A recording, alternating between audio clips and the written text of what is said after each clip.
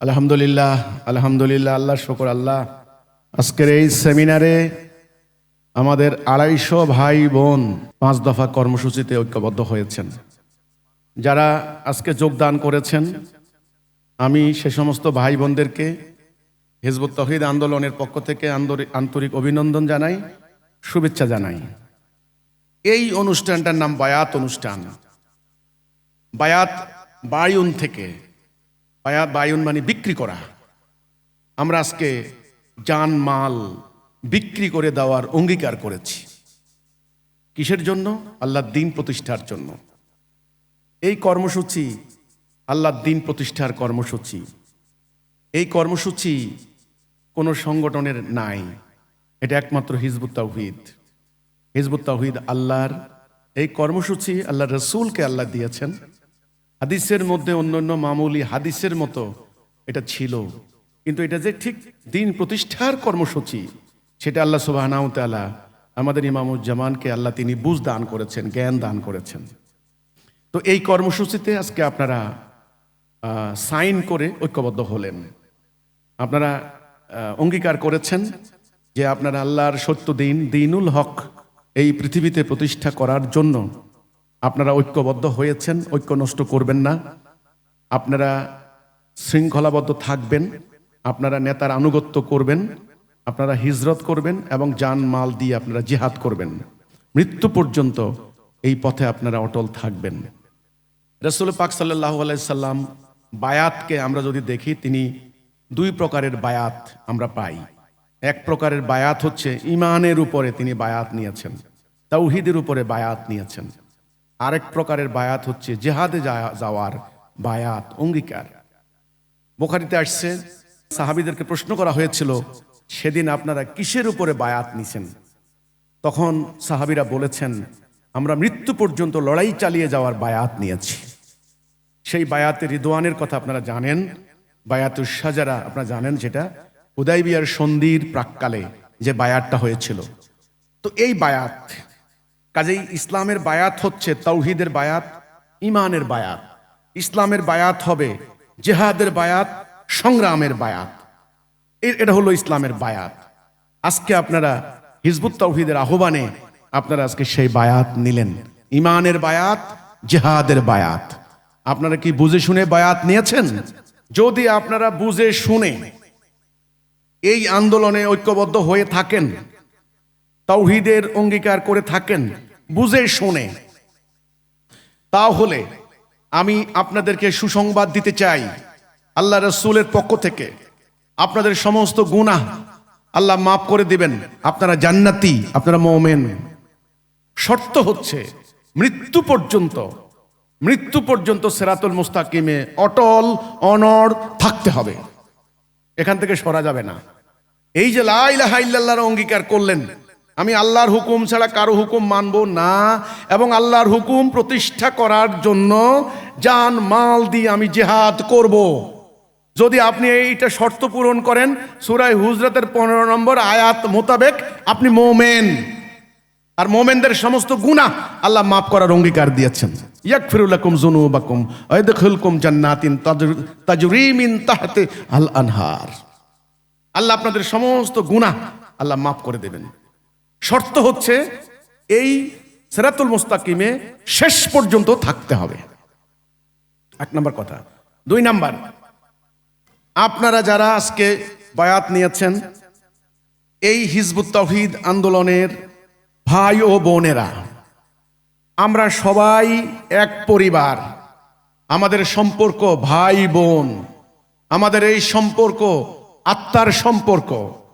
আমাদের আত্মার পিতা আমাদের মহামান্য ইমামুজ্জামান, আমরা ওনার আত্মার সন্তান, আমরা সবাই ভাই বোন। আমাদের এই সম্পর্ক ঈমানের সম্পর্ক, আমাদের রক্তের সম্পর্ক থেকেও এই সম্পর্ক আপন এবং নিকটতর, এটা মনে রাখতে হবে। আপন রক্তের ভাই ভুলে গেলেও দ্বীনের ভাইয়েরা ভুলবে না, আপন রক্তের ভাই অস্বীকার করলেও দ্বীনের ভাইয়েরা অস্বীকার করবে না। তাহলে আমাদের এই সম্পর্ক হলো ঈমানের সম্পর্ক, আমরা ভাই বোন, এটা মনে রাখতে হবে। দুই নাম্বার। তিন নাম্বার, আমি অতি গুনাহগার সাধারণ মানুষ, আজকে থেকে যেহেতু আপনি আমার হাতে বায়াত নিলেন, আমি আপনার ইমাম, আপনি আমার মুজাহিদ মুজাহিদা। দিন প্রতিষ্ঠার ক্ষেত্রে আমার আদেশ আপনি ফরজ হিসাবে আপনাকে মানতে হবে। মানতে প্রস্তুত? আলহামদুলিল্লাহ। আমার আদেশ আপনি অক্ষর অক্ষরে পালন করবেন।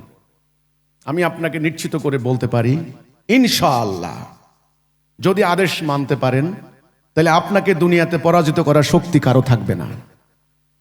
আল্লাহ রাসূল বলেছেন, তোমার আমির যদি ক্ষুদ্র মস্তিষ্ক, কান কাটা, কৃতদাস হয়, তবু তার কথা শুনতে হবে। আতিউল্লাহ আতিউর রাসূল আউলিল আমরি মিনকুম। আল্লাহর আনুগত্য করো, রাসূলের আনুগত্য করো, তোমাদের মধ্যে উলিল আমরের আনুগত্য করো। আজকে আপনার একজন উলিল আমর আপনি পেয়েছেন। আজকে থেকে হিজবুত তাওহীদের ইমাম আপনার ইমাম। হিজবুত তাওহীদের ইমামের আদর্শে আপনার ইমানি জীবন, দ্বীনি জীবন, দুনিয়াবী জীবন পরিচালিত হবে ইনশাআল্লাহ। এটা জাগতিক এবং আধ্যাত্মিক উভয় জগতের একসাথে।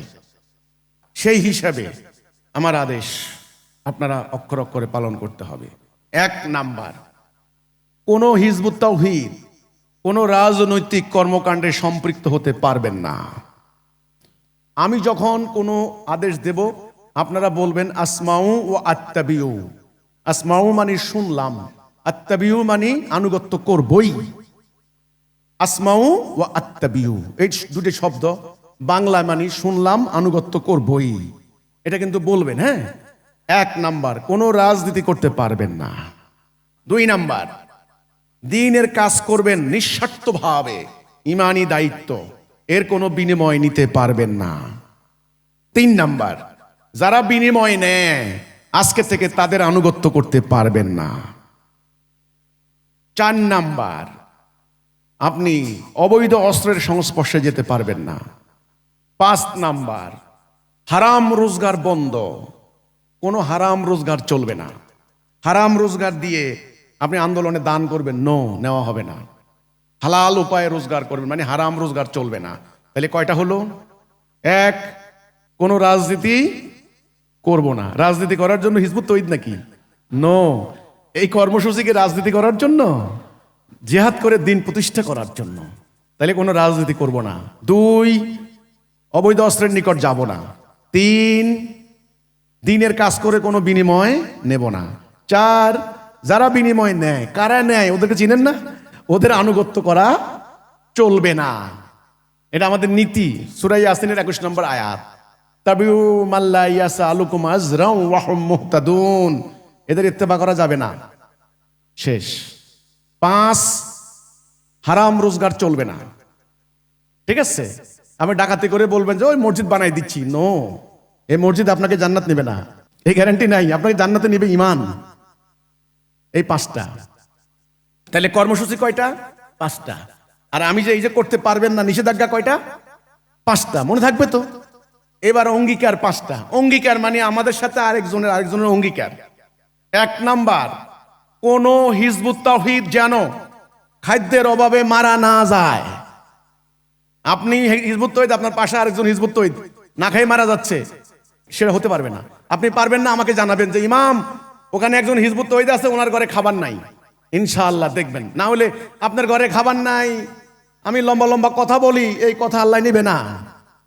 1 নাম্বার, কোন হিজবুত তাওহীদ খাদ্যের অভাবে মারা যেন না যায়। 2 নাম্বার, কোন হিজবুত তাওহীদ যেন বিনা চিকিৎসায় মারা না যায়। এটা মনে রাখতে হবে। আমাদের কোন হিজবুত তাওহীদের ভাই বোন কোন জায়গায় পড়ে আছে, তার কোনো চিকিৎসা হয় না, সাবধান। আমি তাকে সিঙ্গাপুর নিতে পারবো না, এটা ট্যাবলেটও দিতে পারবো নাকি? আমাদের চিকিৎসা ব্যবস্থা আছে আলহামদুলিল্লাহ। 3 নাম্বার, কোন হিজবুত তাওহীদ যেন বস্ত্রের অভাবে কষ্ট না পায়। আপনার গায়ে লজ্জা নিবারণ, এই ভাই লজ্জা ঢাকা কি ফরজ না আমার লম্বা জুব্বা গাদ দেওয়া ফরজ? এটা বলেন আগে। তো আপনার লজ্জা নিবারণের কাপড় নাই, আমি 10,000 টাকা দামের কুর্তা গাদ দিয়া 20,000 টাকা টারবান লাগাইয়া ওয়াজ ও দোয়ার মাহফিল, আল্লাহর গজব পড়বো এটার উপরে। হিজবুত তাওহীদের নীতি চলবে না। কোন হিজবুত তাওহীদ যেন বস্ত্রের অভাবে কষ্ট না পায়। আপনি দিতে পারবেন না, আমাকে জানাবেন। 4 নাম্বার, কোন হিজবুত তাওহীদ যেন শেল্টারের অভাবে কষ্ট না পায়। শেল্টার বুঝেন তো, ঘর বাসস্থান। আমার হিজবুত তৌহিদ কমলাপুর রেল স্টেশনে ঘুমায়, শুনেন, আর আমি এসি চালাই আরামে ঘুমাই, আল্লাহর গজবে ধ্বংস হয়ে যাবো সব, একেবারে সোজা। ইসলাম আসছে এই জন্যই। আপনি রেল স্টেশনে ঘুমাবেন, হতে পারে না, ঘুমাইলে দুই ভাই একসাথে ঘুমাবো। রেল স্টেশনে যদি ঘুমানো লাগে, হ্যাঁ রেল স্টেশনে ঘুমানো লাগতে পারে, আমাদের হিজবুত তৌহিদ ঘুমাইছে অনেক, ঘুমাইলে দুই ভাই একসাথে ঘুমাবো। ও আমি আপনার ইমাম, আমারে খালি দিবেন আর আপনার বাপের কবর জিয়ারত করে দিমু। আল্লাহ কি আমার প্রাইভেট সেক্রেটারি নাকি? আর জান্নাত কি আমার বাপদাদার কেনা সম্পত্তি নাকি 2 কাঠা? তাহলে কোন হিজবুত তাওহীদ যেন শেল্টারের অভাবে কষ্ট না পায়। প্রকৃত হিজবুত তাওহীদ মনে রাখতে হবে, শেল্টারের অভাবে যেন কষ্ট না পায়। ন্যূনতম তাকে আমরা বিরাট 10 তলা বিল্ডিং বানায় না দেই, কিন্তু তার অন্তত বাচ্চা কাচ্চা নিয়ে মাথা গোজার ঠাই তাকে দিতে হবে। এটা যদিও সংগঠন হিসাবে আমাদের জন্য কষ্টদায়ক, কিন্তু এটা নিতে হবে। 5 নাম্বার, কোন হিজবুত তাওহীদের বাচ্চা কাচ্চা যেন শিক্ষা থেকে বঞ্চিত না হয়। তাহলে কয়টা হলো? 5টা। 1, খাদ্যের অভাবে যেন কেউ মারা না যায়। রাসূলুল্লাহর সময় খালি ওয়াজ কর্ম, 1 বাটি দুধ, রাসূল 1000 সৈন্য ভাগ করে খাইছেন। ওই ওয়াজ এটা কি তোমাদের লাগিয়া? ওয়াজ সবার জন্য। তাহলে খাদ্যের অভাবে কেউ মারা না যায়, দরকার হলে একটা বিস্কুট 10 জনে ভাগ করে খাবো। এই যদি খাইতে পারো তবে তোমাদের দ্বারা দিন প্রতিষ্ঠা হবে, নাহলে হবে না। 2 নাম্বার, বিনা চিকিৎসায় যেন মারা না যায়। যুদ্ধের ময়দানে পানি নিয়ে গেছে স্বেচ্ছাসেবক, বলছে পানি পানি, বলছে না আমার ভাইকে দাও, আমি না আমার ভাইকে দাও। স্বেচ্ছাসেবক ঘুরে এসে দেখে গেছে সব শহীদ হয়ে গেছে, পানি খায় নাই। ওই টাইমে পানি না খাইয়া অন্য ভাইকে পানি দেওয়া এত খেলাখেলি নয়। এই ঐক্য, এই ভ্রাতৃত্ব সৃষ্টি করতে তোমরা যদি না পারো, তোমাদের দ্বারা দিন প্রতিষ্ঠা হবে না, হবে না, হবে না। এই নীতিগুলি মনে রাখতে হবে। কয়টা নীতি? 5টা নীতি। এরপরে কাজ কি? কাজ কয়টা? কাজ 2টা। 1, ভালো করে বুঝা। এখন পর্যন্ত হিজবুত তৌহীদ অনেকে বুঝেন নাই, আমি জানি অনেকে আমাকে দেখে খটকা লাগছে। 2 নাম্বারে মঞ্চে দেখে, কি রে বাবা রে, সারা জীবন ওয়াজ মাহফিল দেখে আইছি, এক পাশে মহিলা মানুষ এক পাশে পুরুষ মানুষ, এটা কি? 2 দিকে 2টা, এটা কোন ধরনের কারবারটা? আস্তাগফিরুল্লাহ, নাউজুবিল্লাহ, এরকম ইসলামের কথা তো জীবনও শুনি নাই। তৃতীয় খটকা হলো আলেম ওলামারা দ্বীনের কথা বলেন, লম্বা লম্বা দাড়ি, আমার দাড়ি কত দূর আছে একটু খালি। খটকা আছে না আপনাদের? অনেক খটকা আছে, আমি জানি অনেক খটকা আছে, অনেক সমস্যা আছে। ভালো করে এখনো বুঝেন নাই দিন কি, দিনের উদ্দেশ্য কি, রাসূল আগমনের উদ্দেশ্য কি, কিতাব নাযিলের উদ্দেশ্য কি, টোটাল ব্যাপারটা ক্লিয়ার না এখনো অনেকের কাছে। 1 নাম্বার কাজ, ভালো করে আকীদা পরিষ্কার করে নেবেন, নাইলে আমার সাথে চলতে পারবেন না। আমি আপনাকে হুকুম দেব, যার যা কিছু আছে নেমে পড়ো। আপনি বলবেন ইমাম কি কইলে হইব? এখন আমার খেতে ফসল পাকতেছে, আমার আব্বা অসুস্থ ঘুমাইতে আছে, ইমাম কি আমার খবর রাখছে কালকে আমি ঘুমাইছি না ঘুমাইছি?